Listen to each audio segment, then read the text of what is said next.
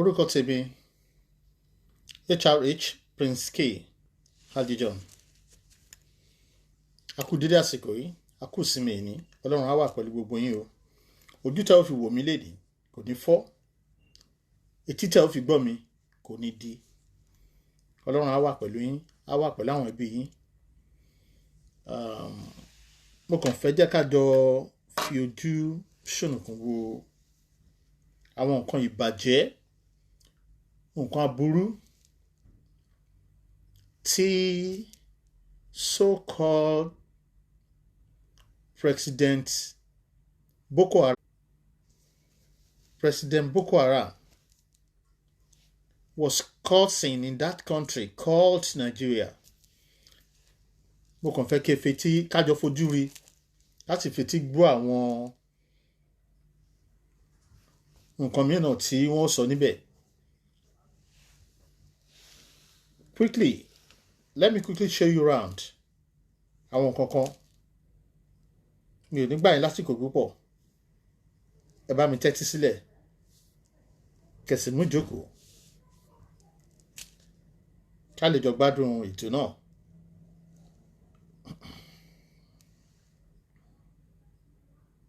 Oh, yeah. Bí ní wedding ọmọ Buhari bí wọ́n ṣe ná owó wa tán ná ní ìnákúnà, I will show you brief out of it. Tí àwọn olórí burúkú, àwọn ìmẹ̀wà tó kó sí ìdí tí wọn ò rí nǹkan kan ṣe sí, àwọn EFCC and all the other stuffs tó jẹ́ pé ẹni tí kò gbà á yẹ kí wọ́n lé ni wọ́n máa lé, ẹni tí ò bá yẹ kó mú ni wọ́n máa mú. Àwọn eléyìí tó náwó nínàkúnà ẹ̀, nothing was absolutely done for them. Wọ́n ṣe láṣegbé ni nítorí pé kí ni wọ́n wà ní ọ̀dọ̀ olórí burúkú, àwọn olórí òfò tó wà lábẹ́ wọ́n wà ní ọ̀dà ẹ̀, wọn ò ṣe anything fún wọn. Quickly, I just want to show you bí wọ́n ṣe ná owó yẹn.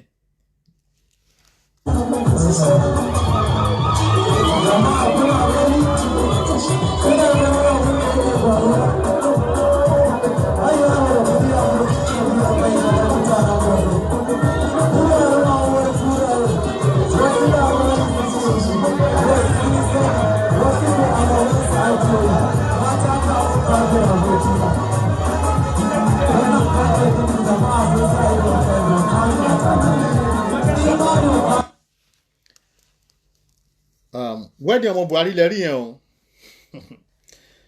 Owó náà nàkúnà bẹ́ẹ̀ kò sẹ́ pé ó náwó yẹn balẹ̀ ó tún náà míì. Anyway, kò sẹ́ni tó ṣe nǹkan sí lórí. Èyí tó bá yẹ kó mú gbọ́ wọn ò ní mú gbọ́. Níbi tí ìyà ti ń jẹ àwọn kan níwájú lẹ́yìn lẹ́gbẹ̀ẹ́ lósì. Ẹ ti rí bó ṣe náwó bẹ̀ yẹn. Ẹ jẹ́ kí n tó fún yín ní another nǹkan tó ṣẹlẹ̀ ní Plateau couple of days ago. Tí àwọn olórí burúkú tí wọ́n dẹ̀ ń rí tí wọn ò sọ̀rọ̀ sí. Wọ́n rí gbogbo tó ń ṣẹlẹ̀ wọn ò sọ̀rọ̀ sí. Kí dẹ̀ ló fà á? Ìgbà tí wọ́n ní àwọn kan move láti I think one of the states tí wọ́n lọ sí Plateau tí wọ́n ní wọ́n pa wọ́n nínú mọ́tò. The governor of that state confirmed it pé kò kí n ṣe state yìí náà ti move wá. Later on, wọ́n get know pé àwọn Fúlàní olórí burúkú, the Malians Fulani and other Fulanis, other country Fulanis that came into our country to do evil for us. They are the one tí wọ́n get rid ní play today. And how do they know?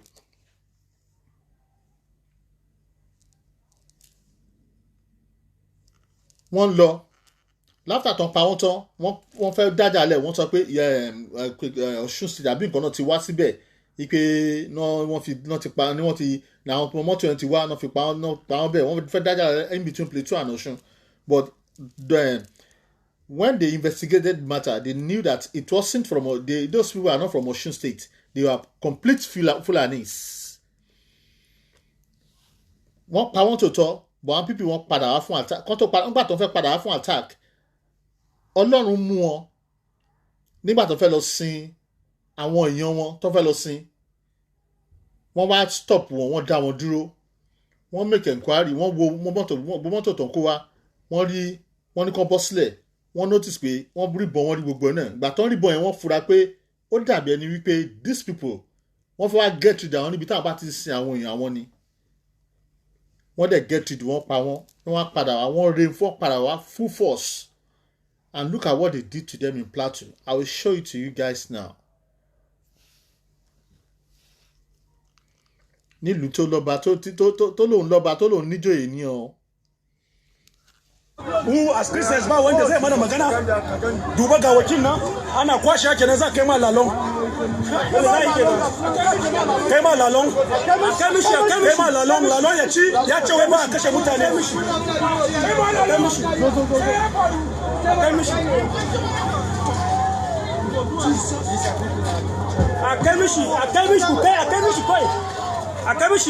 mishi gawan kai mishi gawan mu koma aje mishi mu koma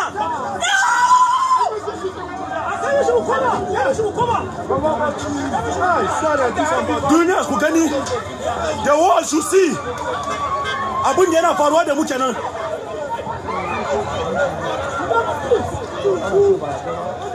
abin da yana faruwa da muke nan as Christians the world should see the world should see the world should see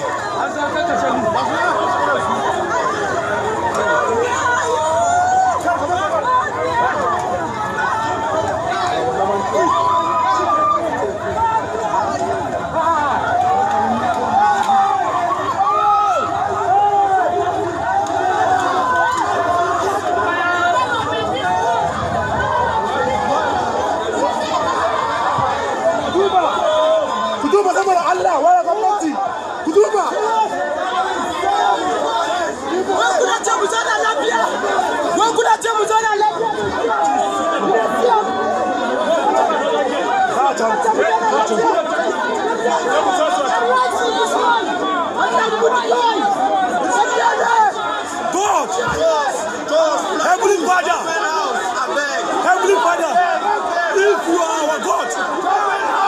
our God, God is watching. Jesus Christ, you are watching. God, you are watching. This is what is happening to us. This is what is happening to us. For God's sake, this girl, what did she know? What did she know?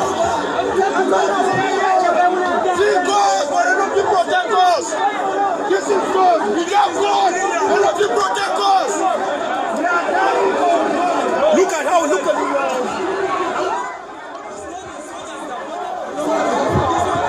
this is Plateau State. This is Plateau State. Jos, Nigeria. This is what is happening to us. That is Plateau State. I know the the video is very horrific. It's terrible. But I just want you guys to see what is going on. Look at the numbers of people. These people, exterminated their lives. Ẹ wo rí àwọn èèyàn tí wọ́n pa. Ó ń ṣara mi bákan ẹ wo ọmọ kékeré tí ò mọ nǹkan kan. Apart from ọmọ kékeré tí ò mọ nǹkan, bó tiẹ̀ jẹ́ àwọn àgbàlagbà gan, bó tiẹ̀ jẹ́ ọmọ nǹkan kan, ṣó yẹ kó rí báyìí ni? Ayé kọ́ làwọn pípù yìí ń jẹ. Ayé kọ́ ni wọ́n ń jẹ. Bó ṣe ń pa wá yìí, it's getting too much. Wọ́n dẹ̀ mọ bó ṣe lè tackle àwọn pípù yìí, but these people wọ́n care. Wọ́n kàn ń wòran ni. Wọ́n fọwọ́ lẹ́rán, wọ́n ń wòye pé àníṣe ó dìgbà tá bá tó ṣe ìfẹ́nu wa, kò sẹ́ni tó máa mú wa. Ẹ̀yin ọmọ Yorùbá, ẹ jẹ́ ká wá nǹkan ṣe sí ọ̀rọ̀ yìí o. Torí tá a bá wí, a ó kú. Bá ò dẹ̀ sọ, a máa rọrùn o. Ó di dandan. This is getting too much. Nínú bí a ṣe jọ wà yìí ní òwúrọ̀ yìí, àmì ní ọ̀sán tá a wà yìí, màá ka àwọn kankan sí yín létí tí ẹ máa gbọ́. It's like ó jẹun tó ojú sú ni. Ọlọ́run gbọ́. Eléyìí, I think you're going to hear from the horse's mouth. But before then, màá ka àwọn kankan fún yín. Ṣóyè yín kẹ́ tó gbọ́ láti ọ̀rọ̀ láti ẹni tó sọ, láti ẹnu tí ó sọ̀rọ̀ jáde wá.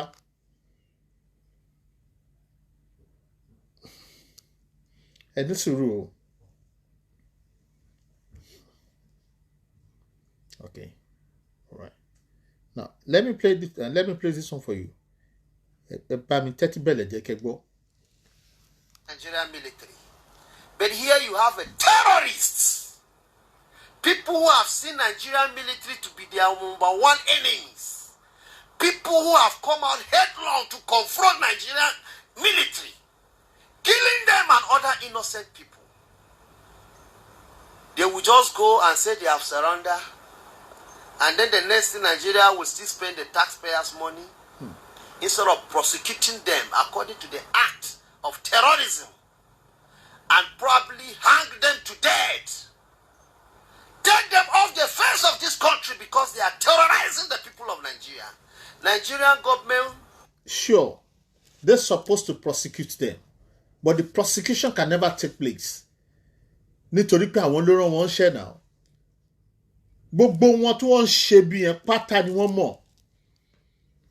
Wọ́n mọ gbogbo ọ̀nà tí wọ́n lè fi mú wọn, ṣùgbọ́n wọn ò ní tọ̀ ọ̀nà yẹn láyé, wọn ò ní tọ̀ nítorí pé àwọn ló rán wọn níṣẹ́. Ẹni fọ̀rọ̀ rọra ẹ̀ wò náà, ó rán èèyàn níṣẹ́ pé kó lọ bẹ́ẹ̀ ṣe nǹkan, kó tún wá máa double cross ẹ̀. Kò lè possible because àwọn míì tó wà lẹ́nu iṣẹ́ mi tẹ̀ rán wọn, tó bá ti pẹ́ ti go against àwọn míì tẹ̀ rán, tó dẹ̀ pẹ́ yín lẹ́ rán wọn, quick wọ́n withdraw, wọ́n á dẹ̀ táṣìírí yín. Kò lè possible. Jẹ́ ká máa gbọ́ lọ. Go aside the huge sum of money is spending on security because of this Boko Haram, will go and again spend more money rehabilitating them, and the worst of it, engage them into Nigerian military. If you are not seeing the danger I'm seeing, if our leaders, those side leaders I call them, from ethnic nationality, are not seeing the danger that will befall us in near future, I am putting it to them. Some of us have sacrificed our life to say and put on the table nothing but the truth, and to help the near future. I see myself as a leader in near future, and I will not be leading a... Honestly, gbogbo àwọn tó ń support àwọn people yìí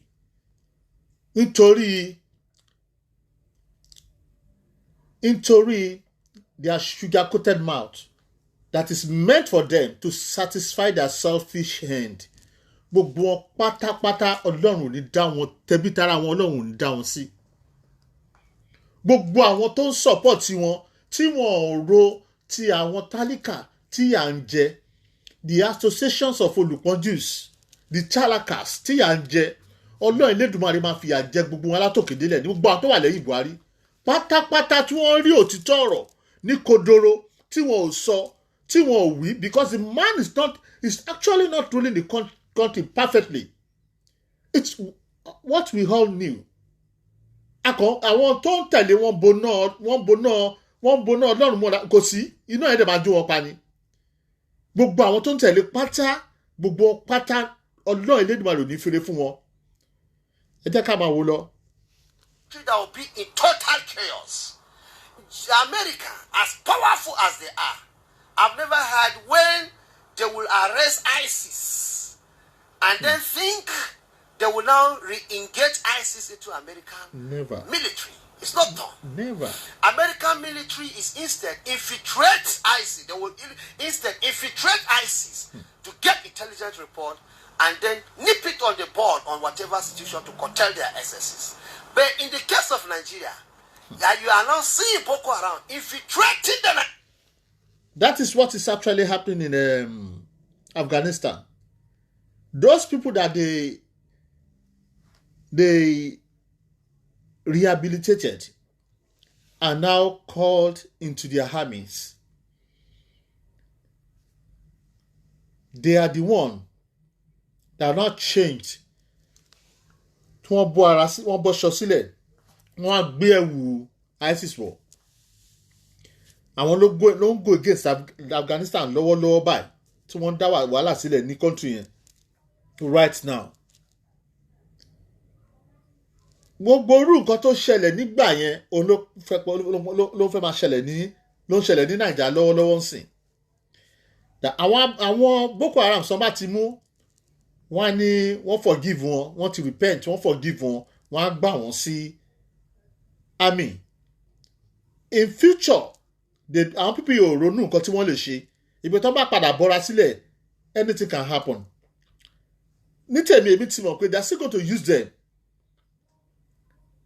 against that country. Àwa ló yẹ ká wá wake up by to see what we are going to do about their evil plans against us. But mo nígbàgbọ́ pé Ọlọ́run ò ní fún wọn ṣe. But àwa náà a ò ní dúró wò ó nítorí pé àwọn the Israelite people wọ́n dúró wò wọ́n gbogbo ìjà sọ́wọ́ Ọlọ́run jà o fún ara wọn àwọn náà wọ́n á mú dìde Ọlọ́run á dẹ̀ kí wọn lẹ́yìn. I believe that is what we should do in that country, Nigeria. Tabate máa lọ́n lọ wa níjẹ́ kan pa wá tán. To aim wọn is to obtain Nigeria from us. I mean to kill every one of us and turn that country into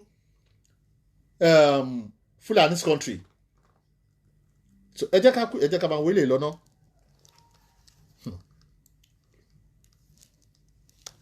Nigerian military. But here you have a terrorist. People who have seen Nigerian military to be their number one enemies.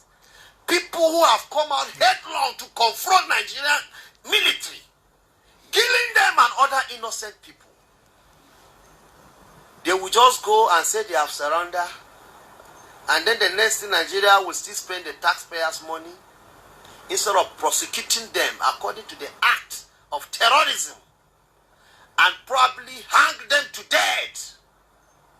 Take them off the face of this country because they are terrorizing the people of Nigeria. Nigerian government will go aside the huge sum of money is spending on security because of this Boko Haram, will go and again spend more money rehabilitating them, and the worst of it, engage them into Nigerian military. If you are not seeing the danger I'm seeing, if our leaders, those side leaders I call them, from ethnic nationality, are not seeing the danger that will befall us in near future, I am putting it to them. Some of us have sacrificed our life to say and put on the table nothing but the truth and to help the near future. I see myself as a leader in near future, and I will not be leading a country that will be in total chaos. America, as powerful as they are, I've never heard when they will arrest ISIS and then think they will now re-engage ISIS into American military. It's not done. American military is instead infiltrate ISIS. They will instead infiltrate ISIS to get intelligence report and then nip it on the board on whatever situation to curtail their excesses. But in the case of Nigeria, you are now seeing Boko Haram infiltrating the Nigerian military. And that is to tell you the danger that is lying ahead. In the next 10, 20 years, mind you, we will have more than thousands of Boko Haram into our Nigerian military. Recycling insurgency, that is what I called it. And what it means, we have vibrant, able, committed youths of Nigerians. I give an example with FCT. The last recruitment list I saw from Nigerian military, nobody, no indigenous of FCT was enlisted in the list I saw. Can you imagine? We have so many youths who want to join Nigeria. Can you imagine? But the opportunity is not being given. But here is an insurgency giving automatic ticket to join Nigerian military. What is wrong in after sensitizing, rehabilitating them, engage them into what we call civilian JTF? What is so important that you make them officers of Nigerian military? There is danger lying ahead, and let Nigerian cities and wake up from their slumber. And our docile leaders of ethnic nationality wake up and speak when it's time. Now, the issue is just this. If you want to join Nigerian military now, how I see it, go join Boko Haram. After 1-2 months, surrender yourself. God bless you, Mr. Tope Nigerian Alabi. military will bring you. God bless They will you. go and do what they call rehabilitation and engage you. That's what it means. The multiplier effect is negative. It's very, very, very dangerous going ahead. And so I call on Nigerian people to again open their eyes and say no to this trend, ugly trend that is continuing in our society. Yeah, we can all see and hear about that. Yeah, I still have another video that I want to show to you. That might a bit take your time, right?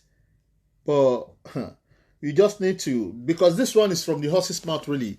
I wanted to read it for you, but mi ò ní kà fún yín. Màá jẹ́ kẹ́ gbọ́ lẹ́nu ẹni yẹn fúnra rẹ̀ ni. But tí n bá kà, tí n bá kà, ẹ grab àwọn kan tí ọ̀gbẹ́ni yẹn sọ. Tí n bá kà fún yín, ṣóyè yín, màá wá play ẹ̀ fún yín kẹ́ gbọ́. Quick one, mo kàn lè run over it. So tẹ́ bá lè ní sùúrù. From Commodore O Olawunmi, a military intelligence veteran with 35-year experience, has spilled it all and say he doesn't care if he is killed. I belong to a group in military that is not supposed to be seen or heard. Right now, I don't care if I am eliminated. Kunle Olawunmi, Prof of Global Security, studied. Some governors, minister, and senator are sponsors of Boko Haram, and the government knows them. Bureau de Change operators are also sponsors of Boko Haram, which is also known. Another security breach is that every Friday, LDA and all government institutions are opened for Jumat prayers. They come on Friday for worship. Later, they become members of the mess who will later spy on the institution and plan their attacks. This government does not want to resolve this problem. Rather, they are escalating it.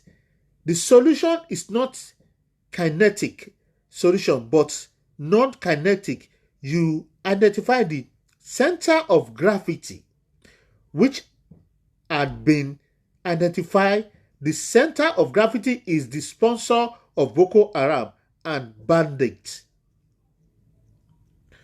Most of these sponsors are known within the intelligence community.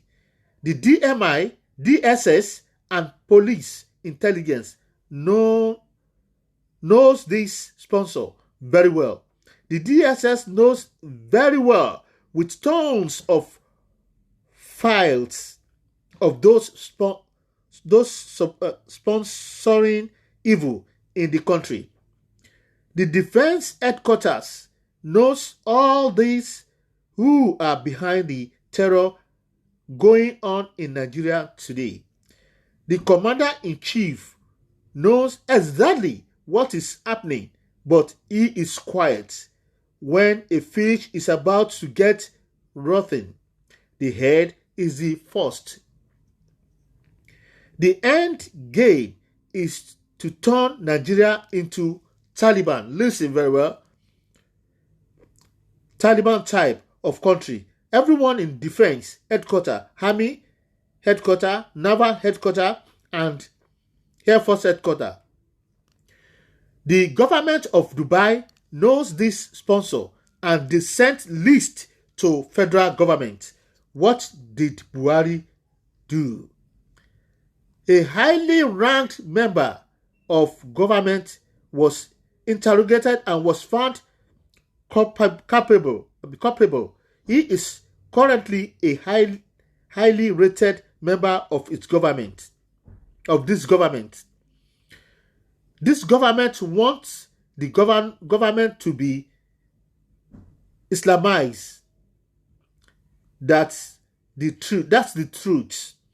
We are currently in the worst security situation in Nigeria today. CIA actually didn't trust Buhari before 2015. It took the intelligence community and Tinubu to convince Obama and CIA to accept him. They said he was bigot and will plunk the country. According to Naval Commander Kunle Olawunmi, a professor of global security studies, he said the government directed that all media should be calling them bandit and unknown gunman so that the international community will mislead that they are not terrorists. Just listen, please. Tagging them terrorists will invite the international community. He added that the government don't want journalists to report the truth, picture of what is happening in the country. Right, we all need that. He added that there must be insider collaboration in NDA. There are a lot of irresponsible people in Nigeria military formation. This is well done. In few hours, the people that attack NDA will be apprehended, but that is not the solution. The government should have a policy change. The sponsor should be apprehended and brought to justice. There must be a direct change of policy from Islamization of democracy. This is a tyrannical government. The damage this government is going to do in the next 2 years will be more than what they had done in the past 6 years. This man needs to be protected. Naval Commander Kunle added that there will be 10% casualty to make it look like it's banditry and not Islamization. Listen very well, please. That's why you see attack in some Muslim areas so as to convince the international community. You understand the gimmick they are using now? That the government knows nothing. Fact. Saddam, protect yourself, defend your land against Fulani terrorists. Support by Fulani government. Yes, Buhari is a Fulani government, right? This is a silent jihad. genocide going on in the south. That is from our lovely brother, retired Commodore O Olawunmi.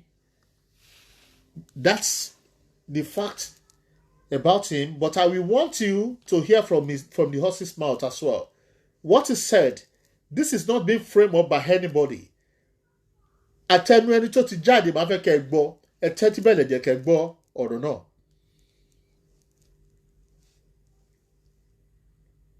Good. One of the fastest growing property strategies in the UK right now is something called Loud something.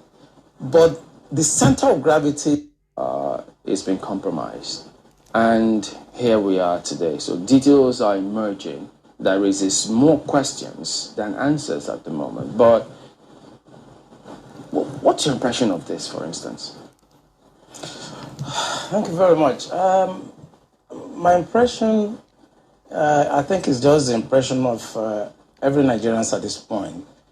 This is an aberration. I mean, you don't attack a Nigerian Defense Academy and kill officers and get away with it. Yeah. The last time I was in NDA was in 2017. I went to carry out an investigation by the Minister of Defense. They wanted me to check what is going on with the training and the security environment there.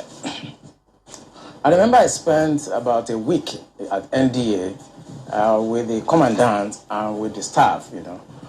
But something struck me, and that was every Friday, the gate of NDA is thrown open, and everybody have access to come and pray in the mosques. And I want to actually enjoin journalists to go to all military formations across the country on Friday by 1 o'clock. You are going to see the same thing happening across all military formations, including Naval Training Command at Papa, including the division in Ibadan, including NDA, including Jaji. I was in Jaji in 1994 for my junior division. And every Friday, our gate is thrown open. And everybody comes in to pray in our mosques. Even though they have their mosque outside. If you go to Defense Headquarters, I serve at Defense Headquarters as the Deputy Director, Defense Administration between 2015 and 2017. Throughout my 2 years at Defense Headquarters, I received visitors only twice because of the strict security architectures at the Defense Headquarters. But every Friday, the gate of Defense Headquarters is thrown wide open for everybody to come in and do Jumat.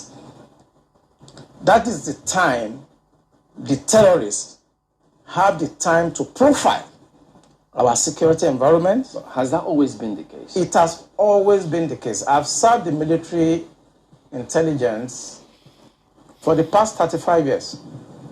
It has always been the case. Our problem is religion and social-cultural.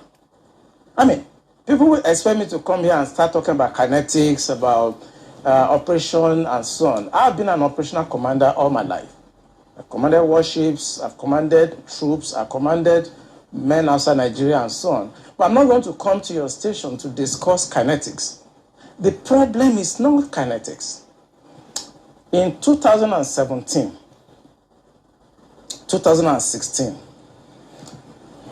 I'm always a member of the Security and Intelligence Brief at the Defense Headquarters. I told them, General Lawrence Shakin then, that the challenge we have in this country cannot be solved the same way we solved the problem of Niger Delta. The Niger Delta problem was solved during Yar'Adua time, basically by me. And I told them that we can't use that same template for Boko Haram. I told General Lawrence Shakin to look at the center of gravity of the problem.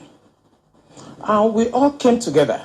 I was made a member of the committee, including Atahiru that just died, was a member of that committee in 2016, 2017.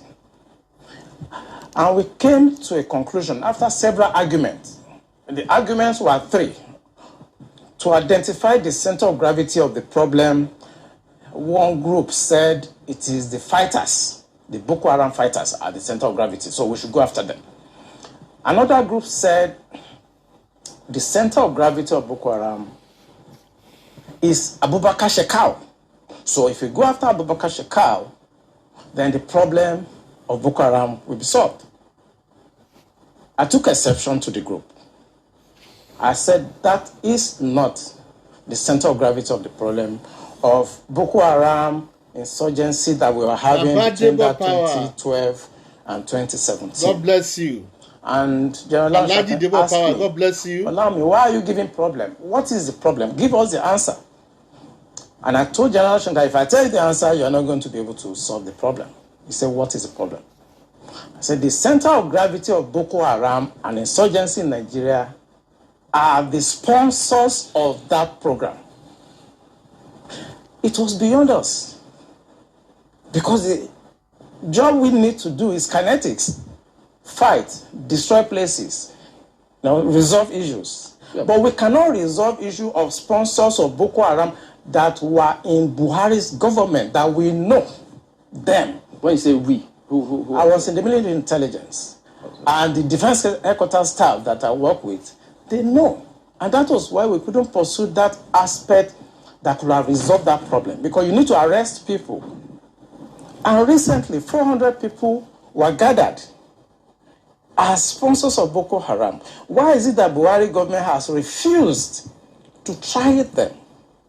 So the government knows sponsors of Boko Haram? Of course, it's in the news. In April this year, the government said they have arrested 400 Bureau de Change related, people that were sponsoring Boko Haram. They told us. And Abu Dhabi also helped us to arrest few Nigerians, try them, we know them. Why can't this government, if not that they are partisan and they are actually part of the charade that is going on, why can't they bring those people out for trial? So the Bureau de Change operators on the one hand, but you particularly said people in government. Are those part of the Bureau de Change, or those people that you say are in government are still there, government is aware, and government is condoning them?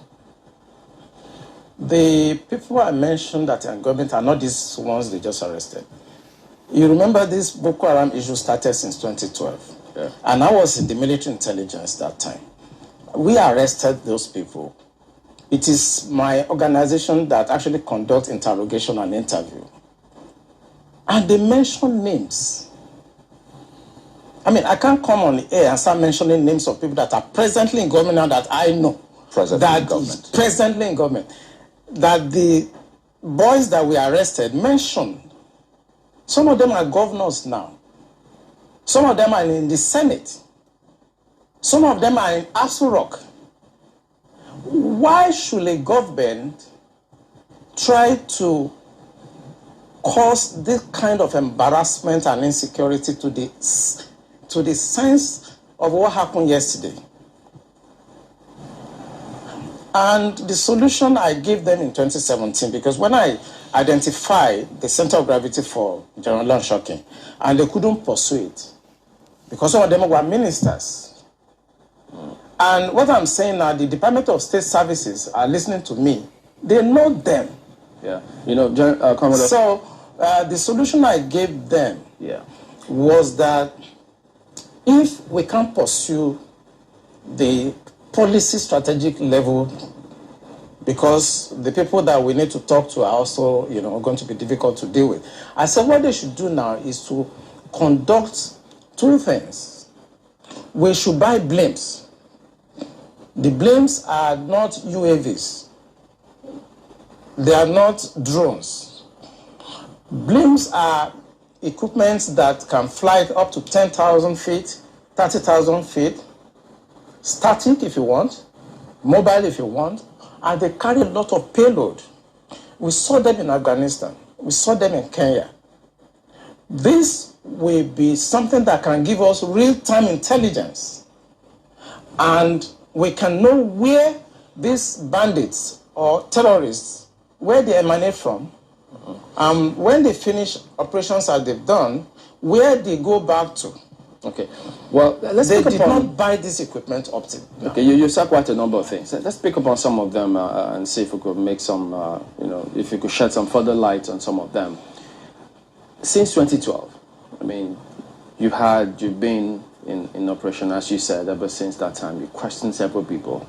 Some people were identified at that time. Did the government at that time try any of them? Or were any of them also in government at the time?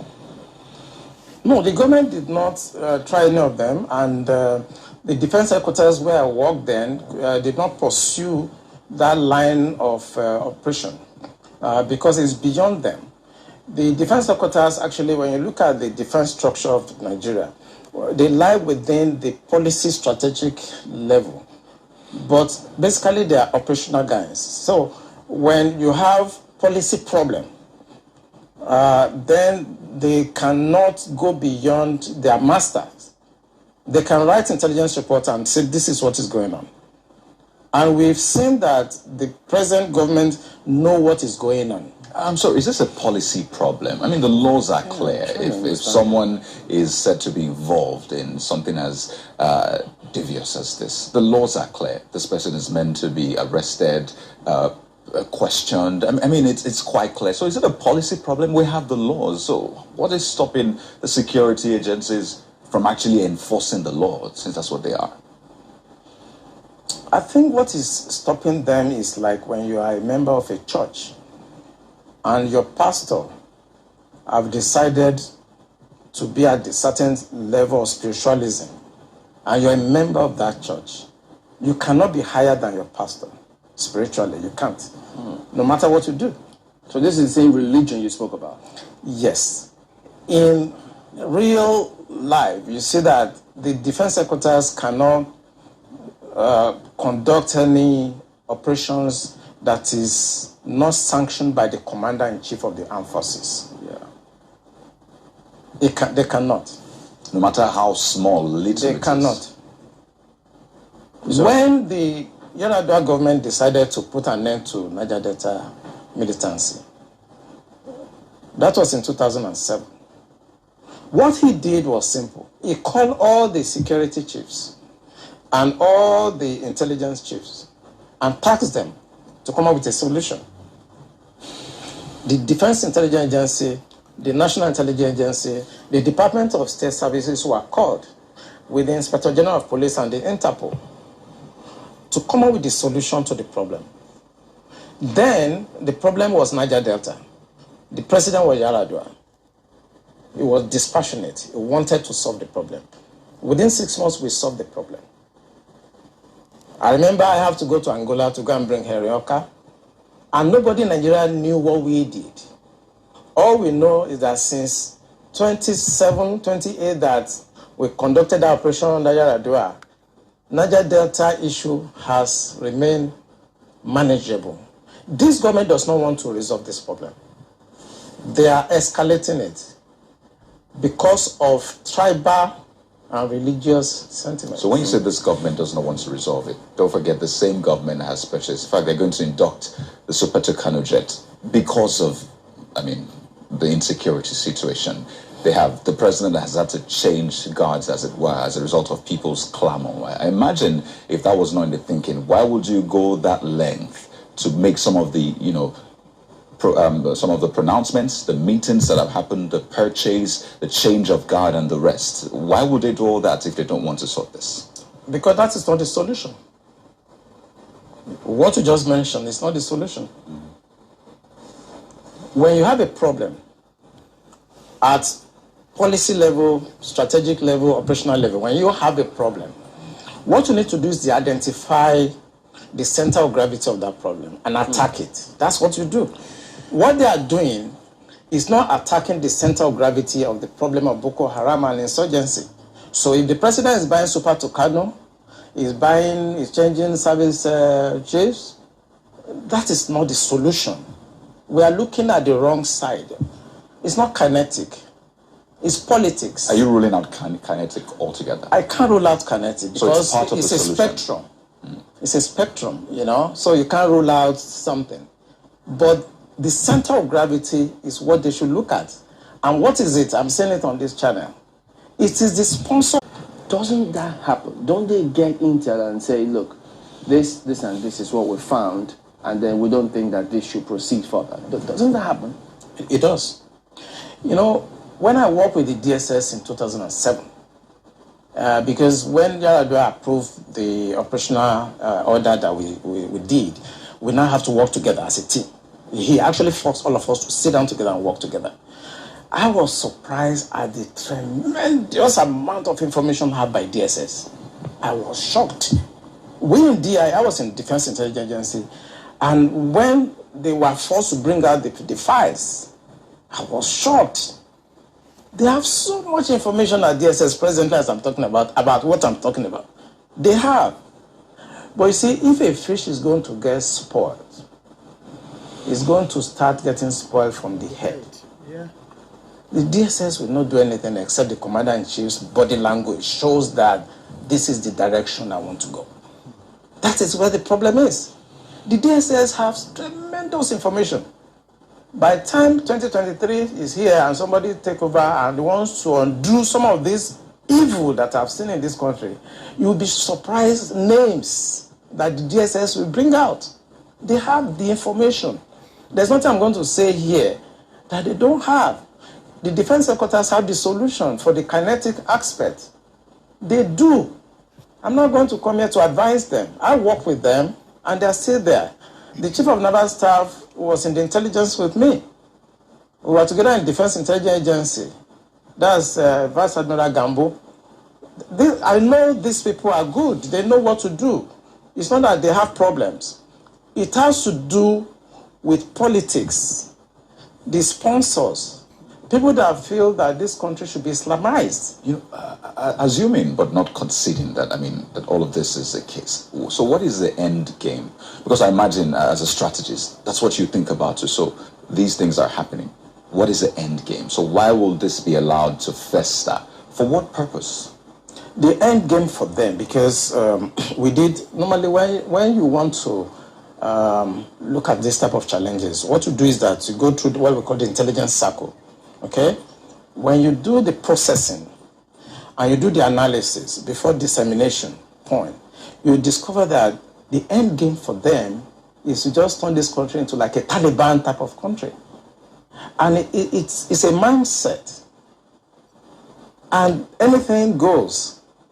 In other words, 10% casualties, 20% casualties is allowed in trying to achieve the end game of Islamizing this country. That's for the terrorists, the bandits. It's not for the terrorists and the bandits, for the sponsors. Because I told you, and I will repeat on this channel, the sponsors of Boko Haram and the bandits are the problems. And defense headquarters, the army headquarters, the naval headquarters, the Air Force cannot do anything about that. Buhari has to do something about that. The Interpol has the list of those people that are sponsoring Boko Haram. I work with Interpol. They should ask, if they don't know, they should ask. The government of Dubai, they have the list of those people.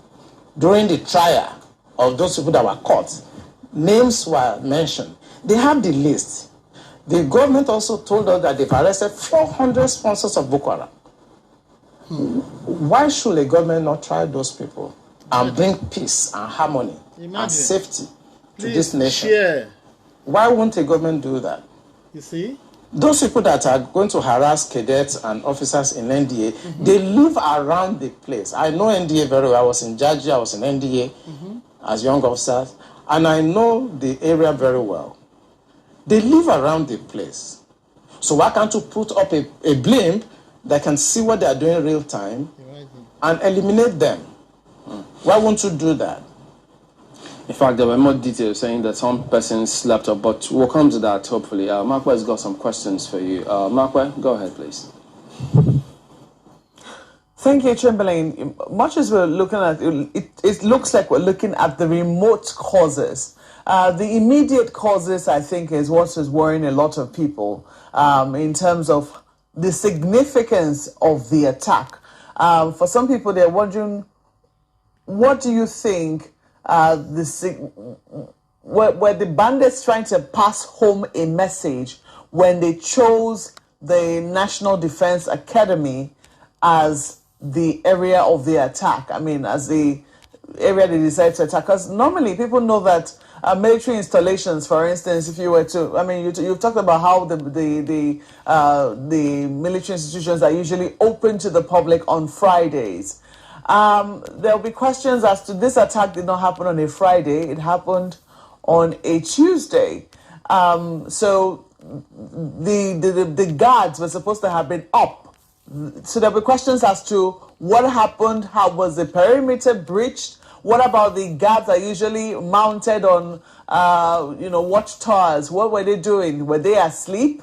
There'll be areas where there are CCTV cameras. What happened in those areas as well? There are huge questions around that. And then the significance, what gave these bandits the audacity, the temerity to be able to say, this is going to be the area we want to attack today? Do you have any questions roaming in your head in terms of, what were they trying to really achieve beyond? Because some people say this is not about ransom. Maybe they want to take a ransom, yes, maybe. But it looks like they were trying to send home a message. Yeah, thank you, Makwe. You just got it right. They just want to send a message. And this is what terrorists do. And what the Buhari government should do is to tag these people as terrorists. What they want to do is to send a message to create fear and to show the military that we can come for you and there's nothing you can do. You may not know, I don't know whether it's out in the news, that the major has been killed. Belongs to some groups, and I know about 3 hours ago, his body was found. He has been killed. So, it's not about ransom. I just want to confirm to Makwe that she is right. It's not about ransom. They just want to pass a message. We can come in. We can do what we need to do. And there are some hardliners in this government that are sponsoring this kind of narratives. They just want to show that they can Islamize this country. They think about Taliban. They think about the Mujahideens. And they want to replicate it in this country. And they don't care what happened. They simply don't care. As long as at the end of the day, there's Sharia and there is whatever thing they have in their head they want to achieve. So these people that are sending messages are sponsored by Nigerians. So if I could follow up on that quickly. Please go ahead. This part of what you just spoke about now, the security agencies gleaned this from those who they arrested over time. Saying this is the intention. Absolutely. The intention of it's on the internet. So it's not even about the people we interrogated. The intention is to Islamize Nigeria and practice Sharia. And it doesn't matter if some people die. It doesn't matter if you're embarrassed. It doesn't matter if our economy has degenerated. Look at the interest rate. Look at the inflation rate. Look at the debt profile of Nigeria. They don't care.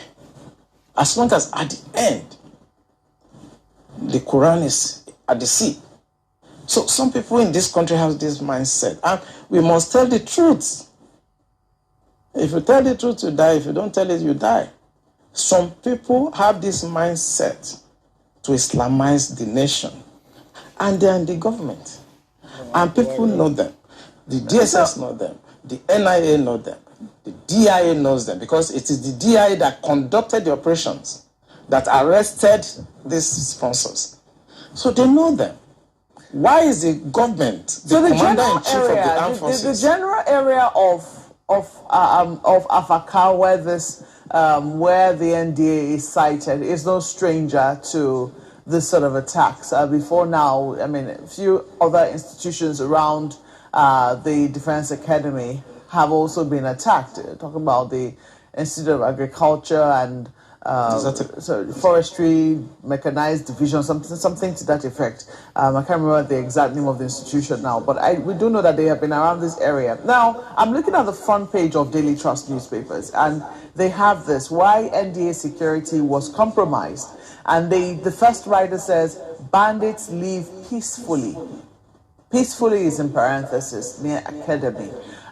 There have been questions before now that sometimes, this happened in Jos, around Rukuba, that, there were attacks happening in the neighboring area, and that the military institutions did nothing. The same thing happened when there were attacks on the airport, residential area in Kaduna. That was very close to the Defense Academy. They did nothing. They attacked the forestry school in Kaduna. They did nothing. Now they have finally come for them. But the talk is that these people have been there all along. They never went anywhere. The bandits who perpetrated this attack have been there all along.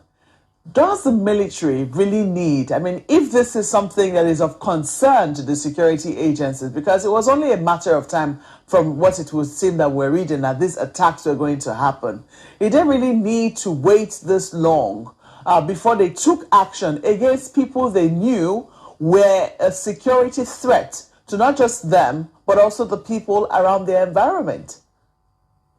Yeah, Makwe, I may also shock you that some cadets have been abducted before now. And when they took these cadets away, and they demanded for ransom, as low as 400,000 naira at that time, the cadets were released after the ransom were paid.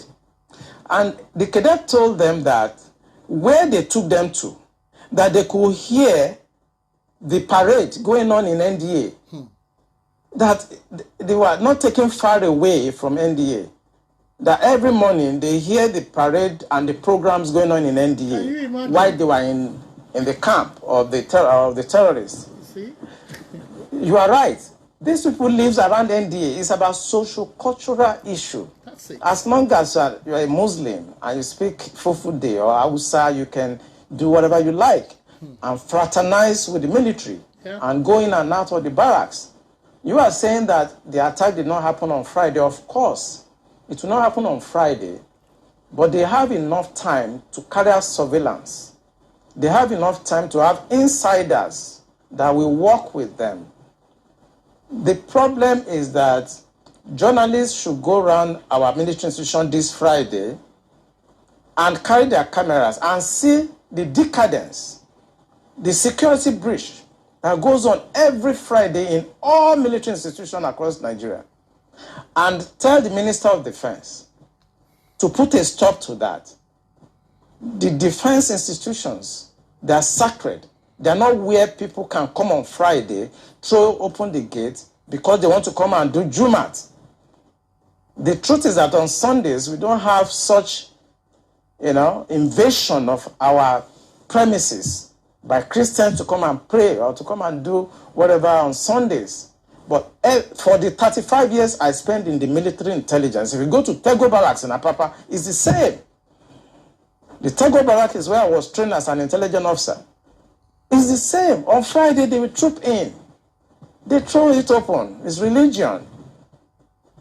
And because we must think about solution, the Minister of Defense should stop this. They should make pronouncement and stop it. Every Friday, people should go to various mosques around them to pray and maintain the sanctity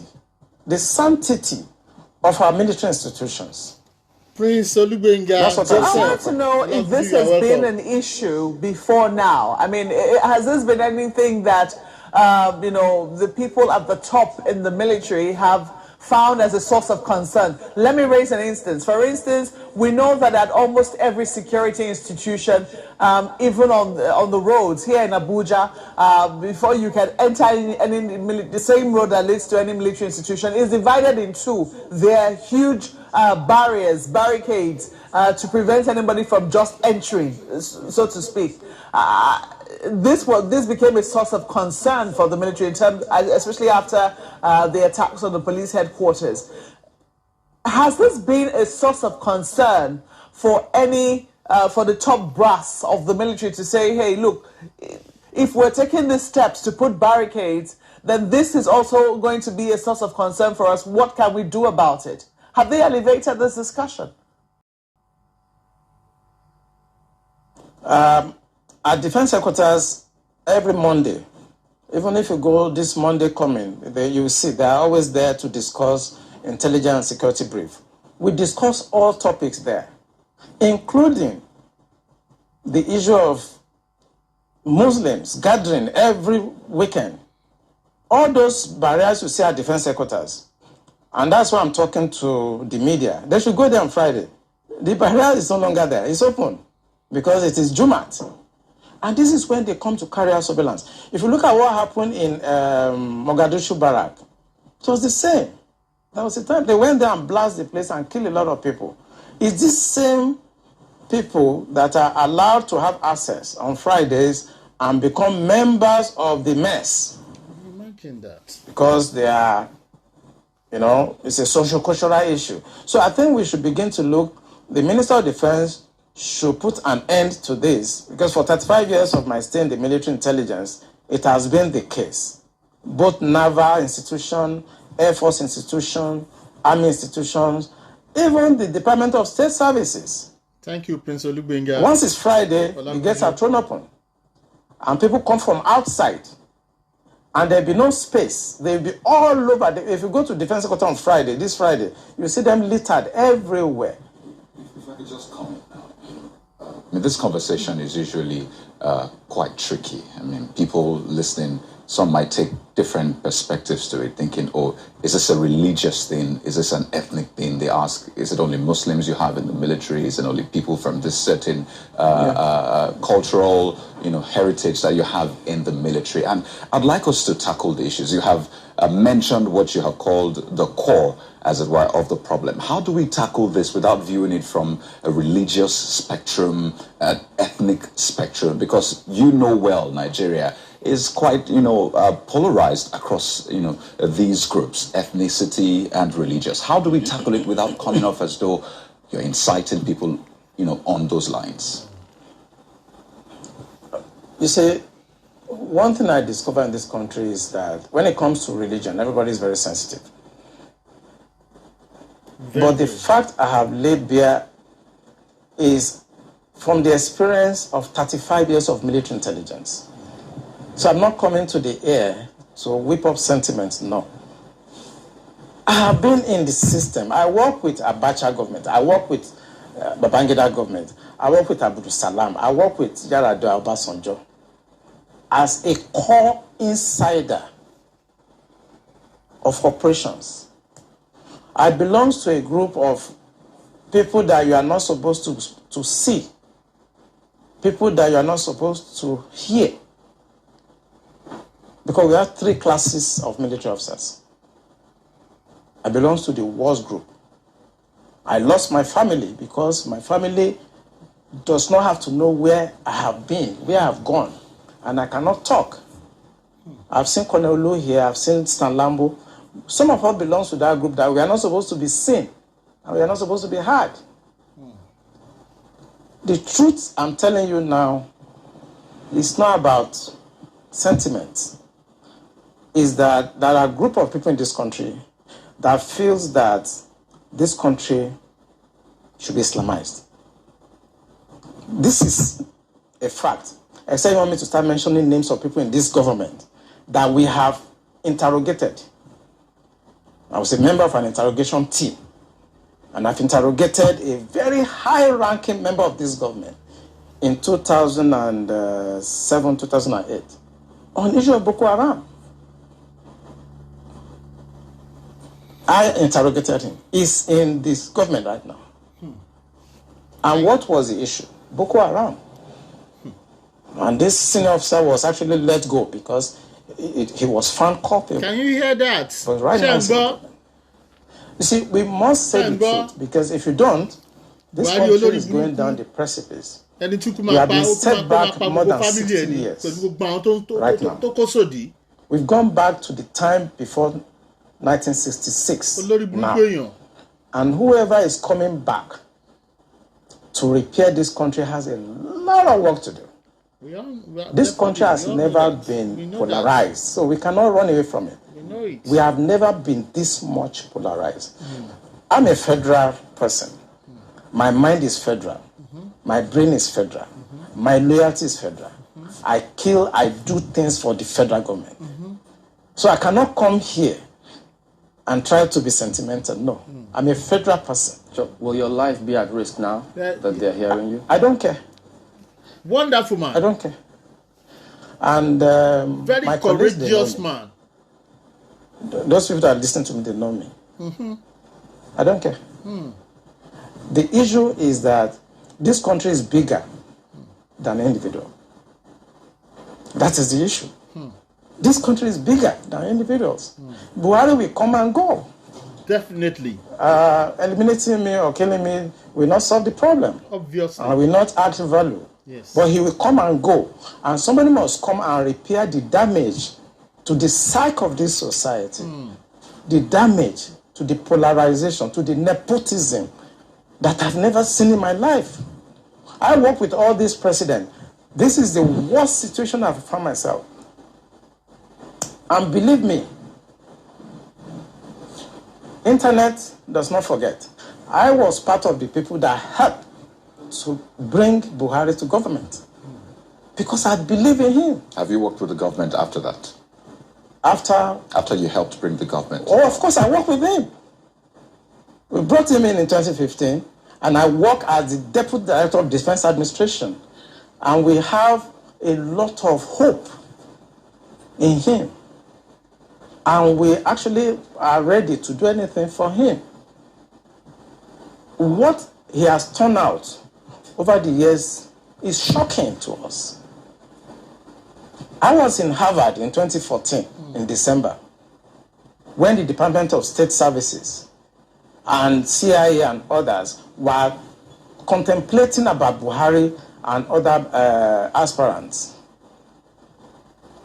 I know what we did to convince the American government that the only person that can come and put this country right is Buhari. That was before the Lagos, APC, before they chose within. Right. And that was how Tinubu came in. We know what we did, but what he has done in the past 6 years is shocking. It's unprecedented. And it should not be allowed to be swept under the carpet because the damage to the psyche of this country is monumental. We'll talk more on this, but pardon me, we've kept Mr. Alfred Ononuju waiting. He's a security consultant and the forensic investigator as well. Good morning, and pardon us, we just had to explore some of these positions. So, you've been listening in to what's being said, and then perhaps also read and updated yourself with the current situation concerning that scenario with the NDA. What do you think? First, let me thank my dear brother as a patriot. He's speaking not to impress anybody. He's speaking as a patriotic Nigerian. He's also expressing his experience at times in service to Nigeria as a nation.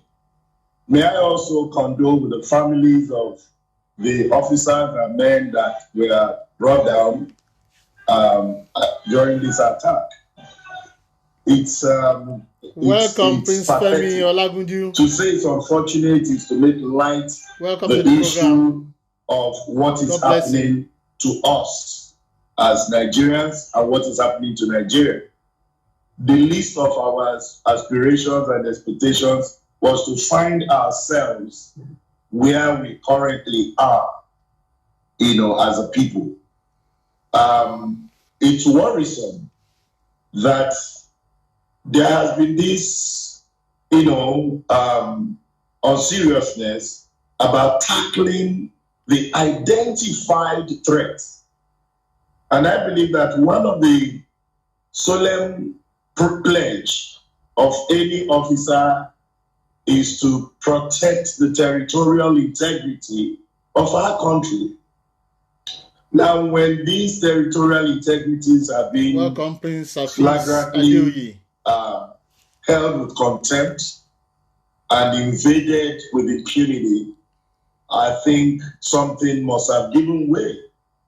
And there doesn't seem to be a response, a measured response to some of these threats as expected from people under oath, from people who have sworn to protect and defend the territories of Nigeria. Having said that, frankly, I want to thank you for allowing the veteran to just take us down the line. And I think he's been one of the most courageous Nigerians I've met in my entire life. So I give you my compliments, sir. The average salary here in the UK is around about £26,000 a year, depending on where you live. And in order to earn that money, many people, maybe you could relate, are working 40, 50, 60, sometimes 70 hours a week. Did you know? We are worried. I'm a father, I have children, and I'm sure most families are concerned. When you put it side by side with the stories coming from the Middle East, particularly the Afghan story, the invasion of the Defense Academy is a signature too loud. It's something that we do not have an explanation for. And I expect that a couple of things should happen. One of which is that I think the National Assembly, if they are not compromised, should look at the options of impeaching the president. I'm sorry, I'm an APC member, but I think when it comes to the safety of the land, too many things have happened, and they're becoming too frequent that if anyone that truly loves Nigeria is not angry or upset, then the person must be a hypocrite. The person must be a saboteur. Secondly, I also feel that the structure of the Nigerian security should be reviewed.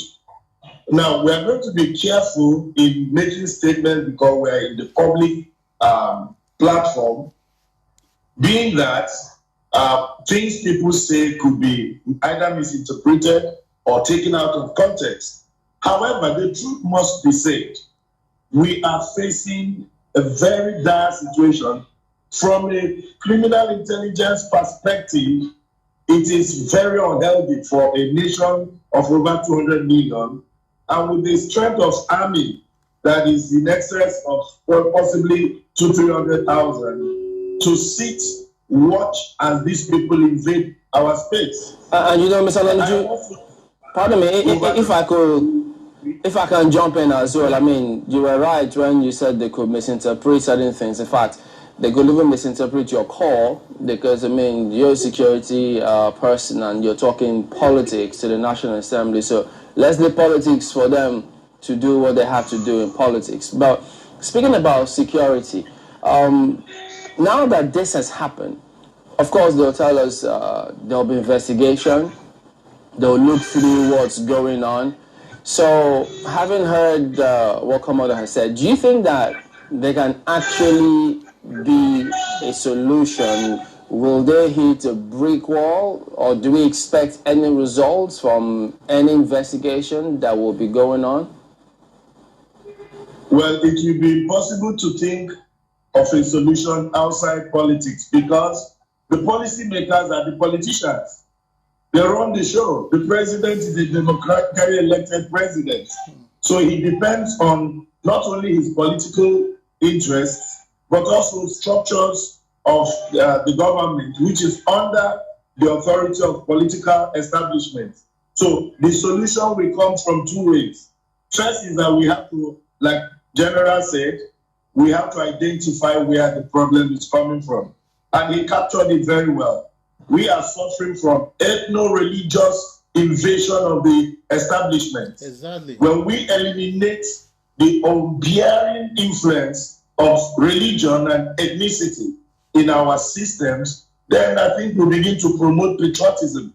Now, patriotism can never thrive when religious and ethnic superiority, is in front of the banner. So we need to, first of all, look at the moral engagement.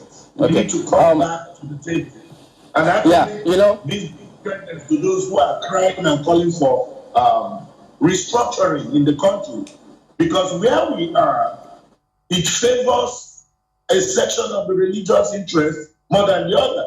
So what we're going to see is a systemic elimination of each other from the two ends, and then it will boil down to ethnic conflict. Because when you kill somebody that is a Muslim, he comes from an ethnic group, maybe he's a Fulani, or he's Hausa, or he's Yoruba, or Igbo Muslim, then it will trigger a chain of reactions. Now, if you kill a Christian, like the major that was taken, I understand he has a Christian background. So connotations and all kinds of innuendos and all kinds of things will be coming in. So we are sitting on a dangerous platform. The solution for... Pardon me to jump in on this. On the lighter note, there's a problem that came from me, actually. I mistakenly called you Ononuju instead of Ononugo, and thank you for understanding that it was an honest mistake. That's okay. Thank you for that. Well, let me bring it back to Commodore. Looking at the narrative out there, they got in by 1 a.m., these terrorists, which sometimes they call them bandits, and now you look at the entire procedure, how this attack was carried out. And then they also said that those who were supposed to be manning the CCTV were sleeping at that time. So if you look at all this chain of events, what does that tell you? Yeah, I think, when you come to tactical operations, the most important element for us is surprise. It doesn't matter whether they slept off, whether the people that are supposed to be... at that time, 1 a.m., they know that they can achieve the element of surprise. Even if after 30 minutes of their invasion of that environment, it will take a lot to be able to respond to such an attack. So don't start looking for who to blame or who to... It's just with the view to correct some of these things. Are they supposed to be sleeping in the first place, manning CCTV cameras? For an attack, I've conducted attack in Niger. I've conducted attack in Angola. You see, no matter how fortified an environment is, no matter how foreign it is, if you can achieve the element of surprise, you win. I know NDA very well. I know the security architecture. Even if by that time, 1 a.m., they want to respond to that, I know the process. The weapons are in the armory. You need to go and open the armory and start signing. The bandits is not going to allow that to happen. They continue to fire and continue to follow up. And you cannot respond. In any response, you are going to be caught by bullets. Sure. So it's not about what happened at 1 a.m. Gentlemen, it's about what has been happening for the past 2 years, 3 years, where these people have been having access, unfettered access to NDA. And they carry out their surveillance, and they know the right time to strike. It's about 2-3 years back. It's not about now.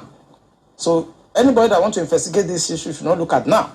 They should look at what has happened in the past 2 years, 3 years, how porous the place has been, and try to mitigate it. Two issues I'd like to quickly raise. First, do you also agree with the theory of insider collaboration for this to have happened in such brazen manner? Absolutely. Absolutely. There's no... we do operations like this too. And there's no way we can succeed without somebody inside. We must compromise somebody inside, either through blackmail or through incentives. Maybe we give money, or we blackmail the person, or we try to indoctrinate that person. We can't succeed without an inside person. Definitely. And this attack you saw has insiders collaboration. Yes. I mean, I've investigated cases like this over the years. And I know 60% of the time, when you send an attack like this, there's an insider there. So until that insider is fished out, we might have this sort of attack again and again. It will always happen. There will always be insiders. If you look at the intelligence estimate globally, there are two variations. The variables are the hostile intelligence service, which is external to that country, and the domestic subversive organizations that is embedded in that country. Nothing evil can happen to a nation without the insider within that nation collaborating with the hostile intelligence services that is outside.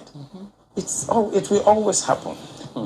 If I could just raise this other part. In the statement that was put out, the term unknown gunmen was used 3 times, the 3 paragraphs. Unknown gunmen, unknown gunmen, unknown gunmen. Prior to this time, people call them bandits, some even call them terrorists. But is it instructive for you that it was a term unknown gunmen that was used? This question that's...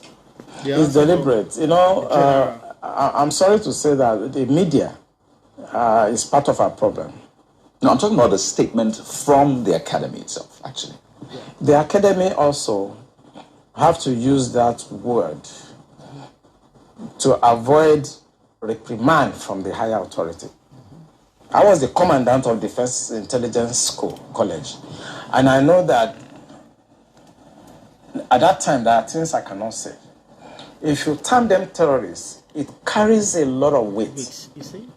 And you can be reprimanded for that as a commandant of NDA. So he is going to be very careful to keep on using that same term that is safe to use. Because there are legal and other implications when you term a group terrorists.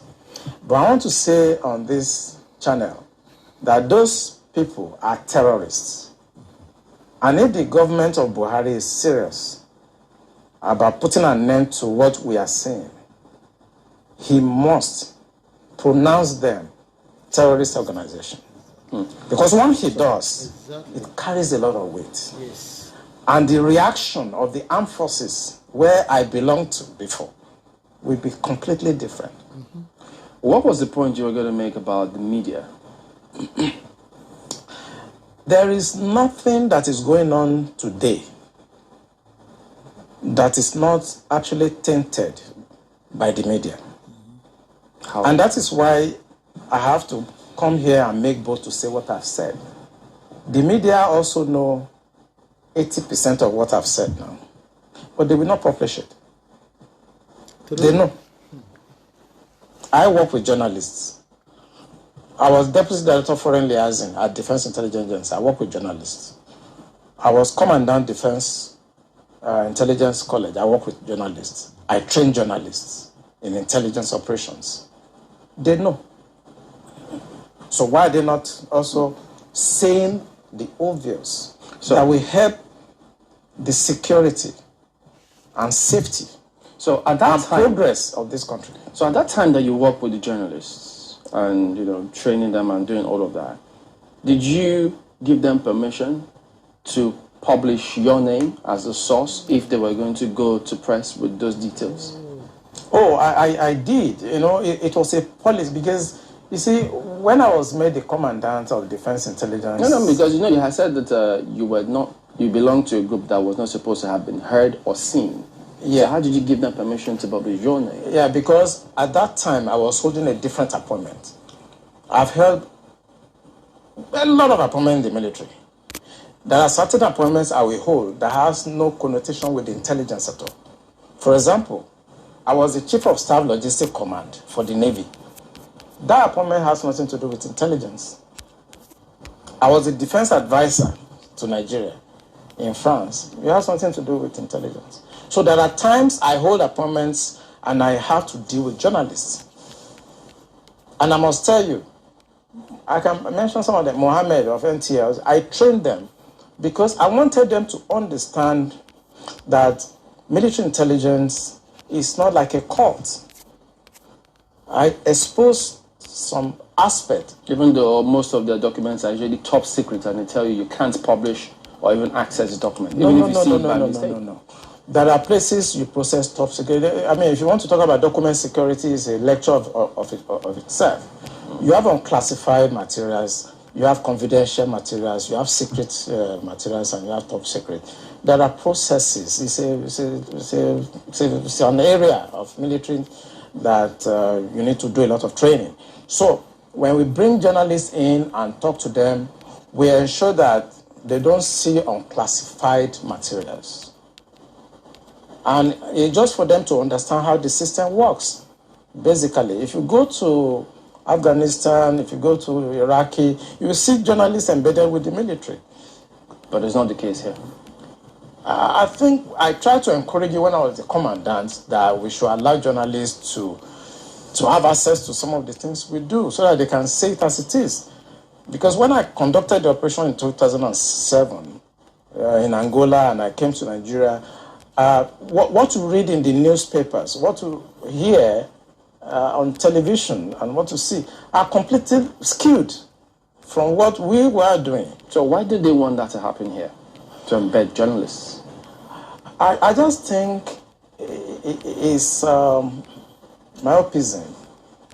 We have a lot of illiterates in the government that don't understand that hiding things in this 21st century it doesn't work anymore.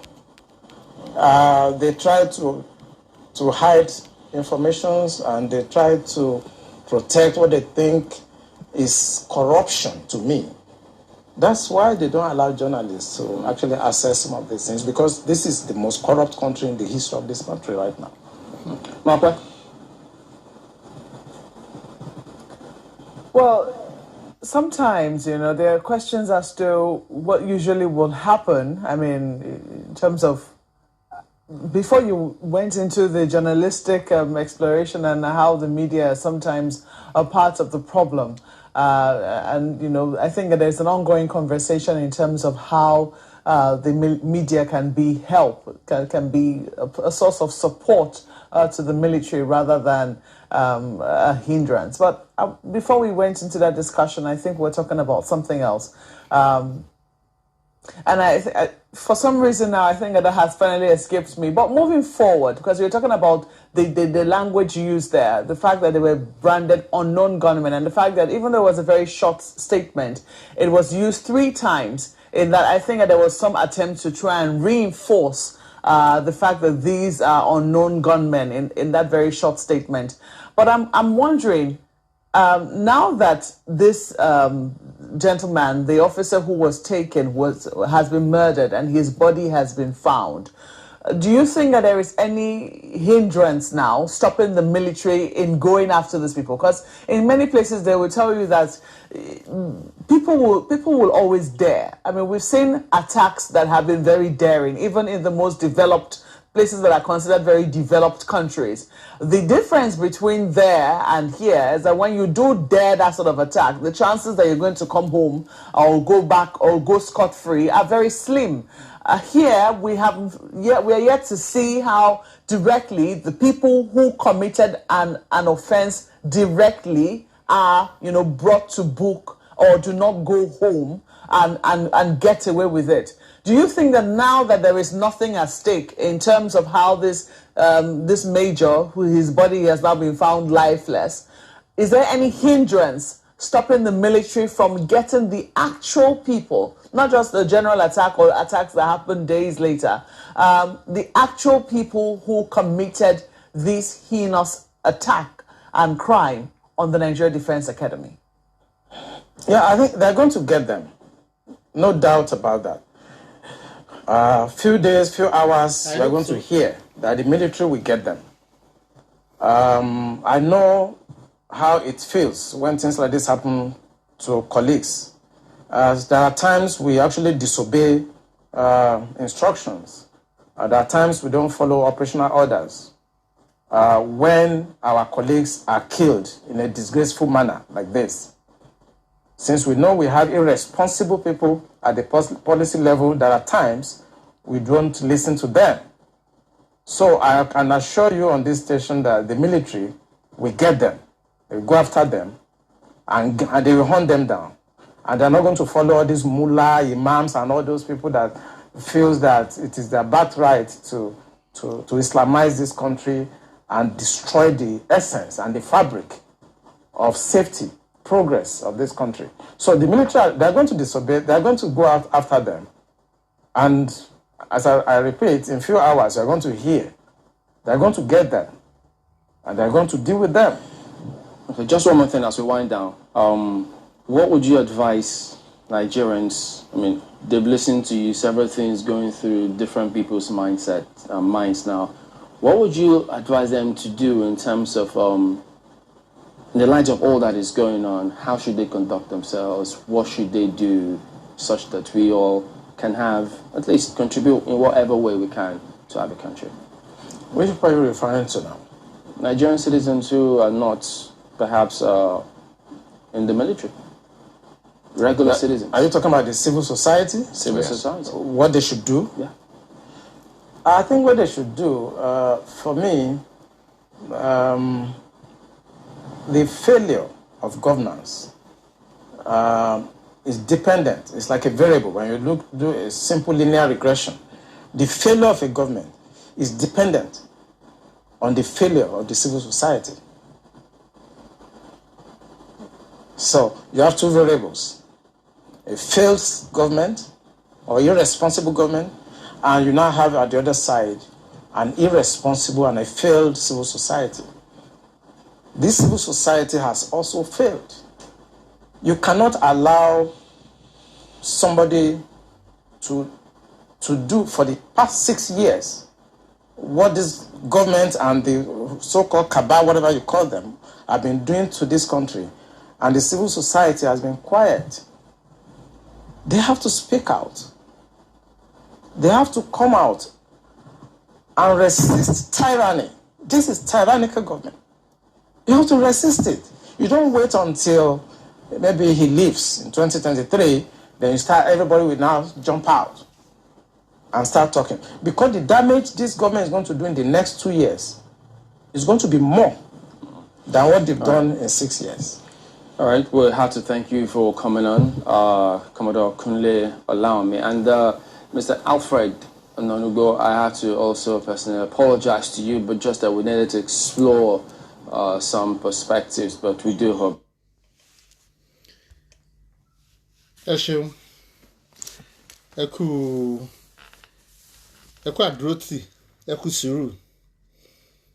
Nǹkan tí mo ní láti fi hàn yín náà nìyẹn. Ibi kí a fi ti gbogbo wa gbọ́, ká fi ojú wa rí. Ìtumọ̀ ń tá gbọ́ tá rí òun náà ni pé ká lọ múra, ká má fi gbogbo ara, ká má fi sùn, ká má jáfira, nítorí ìjáfira ó léwu gidi gan ni. Mo nígbàgbọ́ pé Ọlọ́run Elédùmarè á kọ́ wa ní ọgbọ́n àti òye táwọn fi jàjàǹgbara ọmọ Yorùbá yìí. Ọlọ́run á kó wa yọ ńbẹ̀. Ìjàǹgbara tá à ń jà nípa ti Yorùbá nation, Ọlọ́run á kó wa yọ. Nítorí olórí burúkú tó wà lókè, èmi ò kò ń ṣe ẹni tó bá dì fún respect lèèyàn máa respect. Ilé ò kò ń ṣe ní respect, Buhari ò ń ṣe ní respect, gbogbo àwọn tó dẹ̀ àwọn Sàngbé pátápátá wọn ń ṣe ní respect. Ọlọ́run Elédùmarè á bá wa Ọlọ́run á kó wa yọ lọ́wọ́ wọn. Ọlọ́run á fìyà jẹ wọ́n, gbogbo àwọn tó ti gbẹ̀mí wọn ní kúkúrú àti ní gígùn. Ọlọ́run Elédùmarè á tẹ́ wọn sáfẹ́fẹ́ rẹ̀. Ẹni tó kú kò jìjì, wọ́n ti sọ ẹlòmíràn wọ́n ti sọ di aláìní ẹbí lára mọ́. Wọ́n ti sọ àwọn ọmọ míì di aláìní bàbá, aláìní ìyá. Wọ́n ti dalé ẹlòmíràn rú. Ọlọ́run Elédùmarè á kó wa yọ. Ẹ má jẹ́ kí a fi gbogbo ara, ká má fi sùn. Ọlọ́run á gbèjà wa jà o, Ọlọ́run á dúró tì wá, á wà pẹ̀lú wa o. Wọ́n tí mo kàn ní tí mo ní kí n fi wọ̀nyí náà ní ẹ pé kí gbogbo akájọ share. God will bless you, God will be with you. Lágbára Èdùmàrè ojúmọ́ ire ló máa mọ́ gbogbo aláàárọ̀ ọ̀la o lórúkọ Jésù. Tí ayọ̀ àti ìdùnnú la ó fi lọ sí bẹ́ẹ̀dì lónìí o. Ìwọ̀nba tó kù kí dẹ̀dẹ̀ kọjọ́ ìní kó padé. Wọn ò ní káwọ́ lórí sunkún wọn. Wọn ò ní bọ́ bàtà ọ̀fọ̀ sẹ́nu ọ̀nà wa o. Ìmọ́lẹ̀ ayọ̀ lágbára Èdùmàrè ní ọ̀la Monday ló máa mọ́ gbogbo wa o. Àdìsówó, àdìsọmọ, àdìsàlàáfíà. God will be with you. God will protect you. Èdùmàrè á wà pẹ̀lú yín o. Kò ṣe pé gbogbo àwa náà ká máa ṣépè ṣùgbọ́n àwọn pípì wọ́n dájú. Ẹni tó bá wọ́ọ̀t ká gbàdúrà fún á gbàdúrà fún. Ẹni tó bá dẹ̀ wọ́ọ̀t ìpè náà ló because n tó ń ṣe wọ́n ti ẹlòmíì wọ́n pa ọmọ wọ́n pa ọkọ ó ronúkú ni wọ́n pa ẹlòmíì wọ́n pa ìyàwó wọ́n pa ọmọ bàbá ọkọ ronúkú ni àmọ́ ilé náà ti sọdá oró. Ọlọ́run Elédùmarè á kó wa yọ. God will be with you. My name again still remain HRH Prince K. A. Olagunju Adijo. God will be with you. Ọlọ́run àdúró tí Ọlọ́run wà pẹ̀lú yín. Ó dìgbà. I will give you another one. Maybe if anyone comes out again, I will let you guys know. Ojú tẹ fi ń wò mí kò ní fọ́ etí yín kò sí ní. Ọlọ́run wà pẹ̀lú yín o. Jésù àdúró tì yín o. God be with you. Bye. See you later next week. Love, share. Love, share and like and follow. Thank you. God bless you. Bye.